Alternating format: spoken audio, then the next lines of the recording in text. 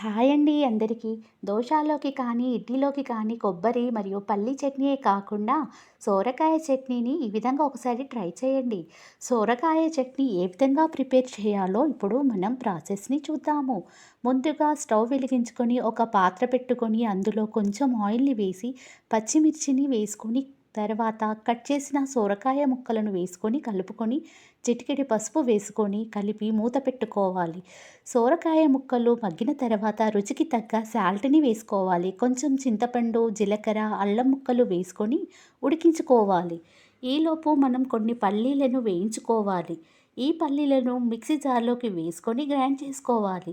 ఈ పౌడర్‌లో ఉడికించుకున్న సోరకాయ, పచ్చిమిర్చి వేసుకొని కచ్చా పచ్చగా లేదా చట్నీలాగా అయినా సరే గ్రైండ్ చేసుకోవాలి. అంతే, సోరకాయ చట్నీ రెడీ అవుతుంది. నచ్చితే తాలింపును ఈ విధంగా పెట్టుకోవాలి. ఈ చట్నీ రైస్‌లోకి కానీ, ఇడ్లీలలోకి కానీ, దోసలలోకి కానీ చాలా బాగుంటుంది. మీరు కూడా ఒకసారి ట్రై చేయండి. అంతే మరి. బాయ్.